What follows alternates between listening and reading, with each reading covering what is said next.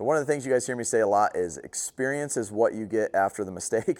And in this video, I got some experience and I'm very fortunate that I ended up not getting seriously injured. Every fall in Texas, I do what's called a horse development camp where people bring their horses, I ride them for 5 days, and then the owners do a 2-day clinic with them. And one of the horses that got brought to this camp had a severe bucking issue with accepting the saddle. So this is a video that I was showing what I would do to prepare this horse and try to release him to being saddled, knowing he has a very strong bucking habit when he's first saddled. But unfortunately, I made some miscalculations and this is how it went.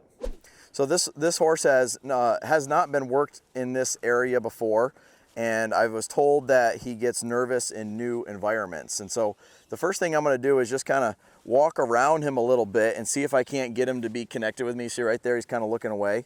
So just add a little pressure. And so with horses that get easily troubled and are pretty sensitive, one of the first things that I like to do is just kind of connect with them. Now, another thing with a horse that's kind of tight and sensitive like him that I'm going to be very mindful of is releasing him when his movement is soft. Do you see right there, his movement's kind of soft? That's where you'd want to release, not when he's herky-jerky. So whenever you see his movements get herky-jerky, I'm going to try to keep going with what I'm doing until they're soft. And this is just a critical thing for working with the horse's mind and their emotions more than their body and their feet. You know, a lot of times we release when the feet do what we want, but that next level of training and next level of understanding are the feet moving, but also are they moving in a way that indicates the horse's mind is relaxed and confident at that time, or comfortable is a good word to say it. So you can see how he's kind of flinchy and kind of spooky. And what a horse like this would tend to want to get you to do is be really quiet around them. And there are times that you do need to get quiet around him, but he needs to get a little bit exposed to more of the life up and kind of some energy. And so what you really don't want to do is get to where you're sneaking around a horse like this. That would be a big mistake, is to where you're too quiet and then you end up getting on him and he's underexposed, and that's where they can be pretty tight. Real quick, gonna interrupt this video to let you guys know if you would like to see more detailed training videos, including the ability to ask me questions about your horse or send me videos for coaching, you can do that on my Patreon page. Right now, it's only $10 a month, but it's gonna be going up to $20 a month in January. So get on there now while you can, and that way you're locked in at the $10 price. Can't wait to see you guys there. Now, one of my favorite exercises to do with a horse that tends to be a little bit tight is side passing. And I'd like to side pass them until they relax. The reason, and so that when I relax, I mean they lower their head. The reason I like side passing like this so much is because a horse has to be a lot more conscientious of how he's traveling and how he's moving his feet in order to do this. When a horse is on a circle, they can kind of run around and move forward relatively easily without thinking about it too much. But in order to side pass or go over obstacles or things like that, they got to be a little bit more conscientious of what their feet are doing. And so I'm not going to release him here until his feet get synchronized and he lowers his head. That's what he has to do to win this game. There. That's how he's going to get me to quit doing what I'm doing. And then you see he came out of it right away and kind of brought his head up and was bracy. And so I'm immediately going to go into side passing the next direction. So I'm going to add more pressure with the stick while his head is up in the air.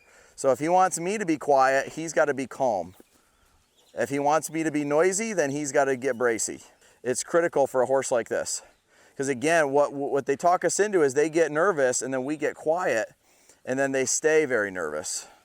Another interesting thing about horsemanship that I'll take this opportunity to share with you guys, you know, a lot of times if we want to see their head lower, we'll find a way to kind of make them put their head down. You know, we'll use the halter or, you know, for riding, sometimes people use a martingale or a tie down and they'll make the horse keep their head down. But you don't have to go that route. You could go another route, which says, I'm not going to make you put your head down. I'm going to make it uncomfortable for you to have your head up. And see, this is where psychology comes into play. Because if he has his head up and I make that thought uncomfortable, I can then release him to having his head down. Versus if I just put his head down by pulling on him, I'm making head down the part where there's pressure, right? But instead, if his head is up in the air, which is actually being pretty good right now, so I don't want to do it, but basically what I can do is I can tap him lightly until his head goes down, and then I can release when his head goes down there. And we actually, she worked with this horse in a clinic that I did last spring, and this is one of the things that I asked her to teach him. So you can see he kind of is understanding that. And he's doing really well today. So the next thing I'm gonna do, and again, it's not a question of does this horse have trouble with the saddle or not. I know that when he first gets saddled up, he goes to bucking. And so I'm not gonna just saddle him up and see what happens. I'm gonna find a way to release him to that. So I'm gonna do a couple of things. I think what I'm gonna do first is I'm gonna let him canter a little bit out here. And the reason I wanna canter him is A, it's a little bit of hard work, a little bit of pressure. But B, it's gonna get him to kind of breathe through his lungs. And that might give us a chance to get him to go and kind of blow out and decompress there. A lot of horses can kind of hold tension through their rib cage. And it's just like humans, you know, by getting us to exercise, it's a great way to kind of relieve some stress and tension is through movement. And so we want him to breathe. I'm not trying to tire him out. Like, I don't know how long it would take to tire him out, but that's not my goal here. My goal is just to get him breathing and kind of moving his body, which means I got to get out of a walk here and ask him to move his feet a little bit. And so you can see he kind of thinks about moving out there kind of quick. So I'm going to restart that. I want him to do everything that he does thoughtfully. I don't want any reactions to things. I'm gonna drift him out there. See how that was a lot softer? Everything matters with this horse. So you can see right now he's fast, he wants to go quickly, his head is up in the air. So we're just gonna let him work at this a little bit. So he already blew out there, which is a good sign. His gait has already improved. It's a little softer, a little slower. Just like to see that head drop a little bit. But this horse has been standing in a stall, getting a lot of good feed. And there's nothing wrong with the horse getting a little exercise. But what you don't want to do is just use exercise to try to tire a horse out without using any psychology. Because what's going to happen is that horse is going to get more and more fit, and they'll start to take longer and longer. But there's nothing wrong with me letting him move his feet a little bit and get just a little bit of that fresh energy off of him from having just come out of his stall. But if you've ever seen somebody try to just tire a horse out by lunging them for hours, you know that that's not a great strategy. So I'm probably gonna do this, I don't know, 10 minutes, 15 minutes. I like that, that's a little softer already. I'll try to bring him in from there. Now he's got his head up in the air, so now I'm gonna try that same idea of asking him to lower his head as I push him around here. So I'm gonna put a feel on the rope, and I'm gonna tap him here, and you can see it's a lot harder for him to give me that answer now that we got his life up here. So the answer to get me to stop putting pressure on him is to slow down and drop his head. That's what he has to do to win this game. So again, you can see how herky-jerky he is. He's in a fast, speedy mindset, but he has to learn to challenge his own emotions there and work through it. Okay, and I'm not asking him to move his feet right now. I'm actually asking him to lower his head. He just doesn't know that. When it's interesting is just a few minutes ago, he demonstrated that he understood this, but he didn't have enough depth of it to be able to do it under a little bit of adversity, like cantering first. Okay, now he's thinking. Head's coming down, so I'll just go ahead and release him there. He's licking and chewing. And the point is, I'm not interested in having him spend a long time being in that right-brained, worried state of mind. And so before cantering him some more, I decided to go ahead and try to interrupt this thought a little bit. You can see if I bring the stick up here, very good. He thought about lowering his head, yeah. So we can kind of see that that's coming back in. We'll go ahead and try that again. You can see it's a much different response now. I like that, just got him in a good frame of mind before letting him out there.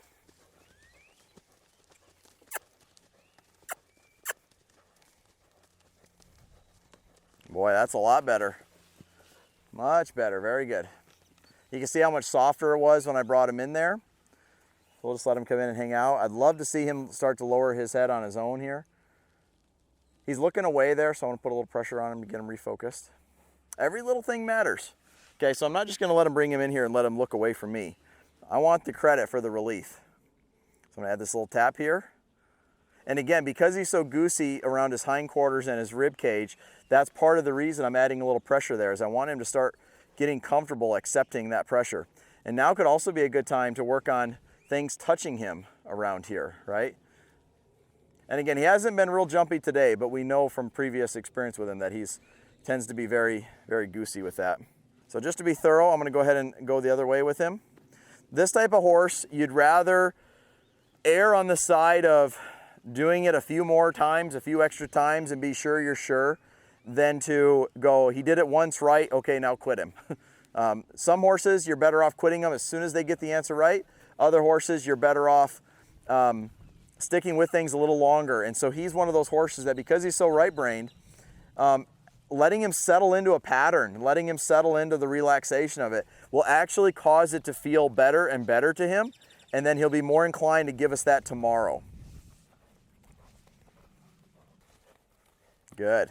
Love how soft that got. Nice soft downward transition. Very happy with that. The way he's feeling now, I'm feeling pretty optimistic about saddling him. So I'm just gonna go ahead and put that rope on his foot and see if we can't teach him to stop and pick up a front foot with it. And then we might be ready to saddle up. Also, for anybody that's thinking, well, the reason he's bucking is he's in pain, the owner of this horse is actually a veterinarian. He's been checked out every single way you can check a horse out. And so those of you that are already thinking, or maybe already dropped into the comments and said, oh, he's probably back sore, he's probably this or that, and that's why he's bucking with a saddle, you would be wrong. Horses can develop a behavioral issue, but he just gets kind of nervous in general, and you don't have to spend very much time around this horse to kind of see that he can get nervous about things. So if he gets to being bothered with the saddle on, I'm just going to put a feel on this rope until he picks up a front foot. And again, for those of you that don't know me or don't follow this channel well, but we have a lot of information about how the psychology works and this and that. And if he's in a pattern of doing something over and over again, we have to find a way to cause that to be relief and let him get comfortable there. We can't just keep practicing letting him buck and work through it and expect him to be different. We have to have a good start, a good middle, and a good end. Okay, so again, I stopped him. Now he's got to pick that foot up, get relief.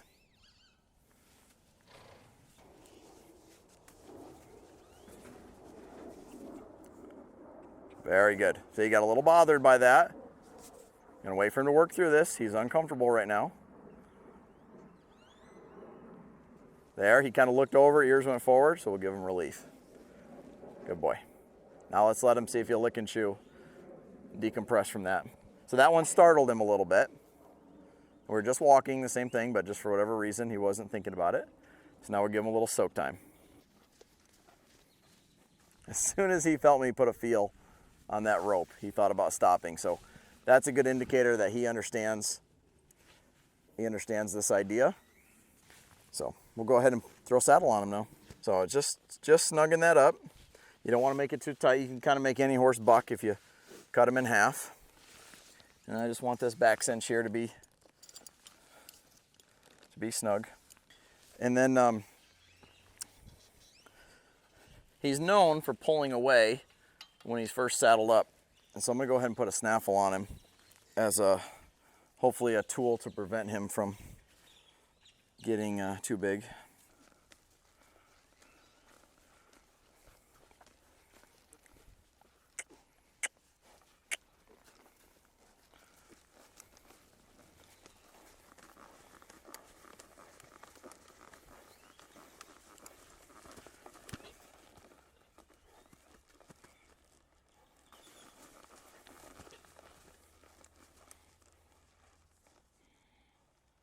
I'm pretty happy with that. I'm gonna go ahead and take this foot rope off of him, and we'll give him a chance to move his feet a little bit more. So with this exercise, I'm just practicing putting him in different positions, changing directions, because he anytime something changes, he gets pretty bothered. And so I'm just kind of seeing what he can do and what he can handle. You know, it's like you gotta kind of stir the pot a little bit, otherwise things start burning at the bottom. You know, if I just move him around really slow and soft, he'll be a little too underexposed for me to ride. I just want him to get a little flowier through these, a little more fluidity. Everything's still just a little bit choppy. And so by just letting him move around in a circle, it's pretty easy for a horse to stay bracy. But he's having to think a little bit more by me doing more frequent changes of direction. Well, let's go ahead and see if we can't get it right on him. And again, he hasn't been real jumpy today. The way he's feeling now, I'm feeling pretty optimistic about saddling him. He's doing really well today. And again, it's not a question of does this horse have trouble with the saddle or not.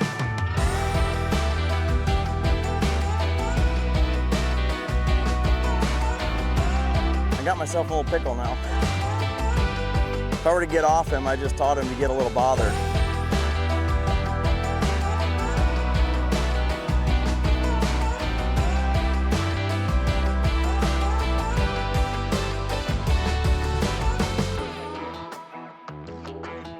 So this was the moment that I knew things weren't working out exactly as I planned. Now, I want you to understand two things about this. Number one is I wasn't getting on him for the camera or out of ego. I really thought this horse was fully ready to ride. The other thing is there's nothing safe about riding horses, especially ones that are known to be bucking with the saddle on and are still green. And it's a calculated risk that we take when we sign up for this job. And that is part of the business that I'm in. I understand those risks, and this is why I put so much value and stock into groundwork, building a connection with the horse, and being able to read the horse as best we can. But at the end of the day, we're making educated guesses onto where this horse is. So this next clip that I'm going to show you is a different day with a better setup. So as you can see from this video, I obviously made some mistakes in my reading the horse, thinking he was more okay to ride than he was. And luckily I didn't get hurt. Hopefully I didn't teach him anything too bad in that ride. And in this video, you can see that the horse is accepting the rider a lot better. He's much more settled and comfortable. And so with a different game plan, a different setup, it could go a lot smoother. Now, the thing you also got to appreciate is there's a scale of horses. You know, not all horses are the same. They're like snowflakes. They all look the same, but they're all different. And so horses that are generally considered kids' horses or beginners' horses are typically ones that are on the opposite side of the scale as this horse, where they're more gentle and they're more whoa than go. They're just less easily bothered, that sort of thing. So this horse he is rideable, but he has very, very thin margins of something, it's very sensitive and it doesn't take much to get him bothered. And so whoever continues riding this horse, they have to know that going into it. And it's about really crossing your T's and dotting your I's and really setting this horse up for success. So as you can see, this horse can be rode successfully and get comfortable with the saddle and the rider. The thing is though, the margins are always going to be thin with this horse. It's going to be easy to get this horse troubled and make a mistake. And so it's going to be critical that the rider can read the horse well on the ground and know that he's in a good place for accepting the saddle and being ridden. And the other thing is I want you to realize that we all make mistakes. Horse training is hard, and even though I have a lot of experience and I've been doing this for years, I still make mistakes. Everybody does. And so the thing is we have to go about this in a way that's safe, where we don't get hurt, but also in a way that we are constantly asking ourselves, how could I be different for my horse? How could I have done a better job in that situation to set the horse up for success? And that was my takeaway from this. It's another learning opportunity for me to grow in my own horsemanship journey and continue to improve.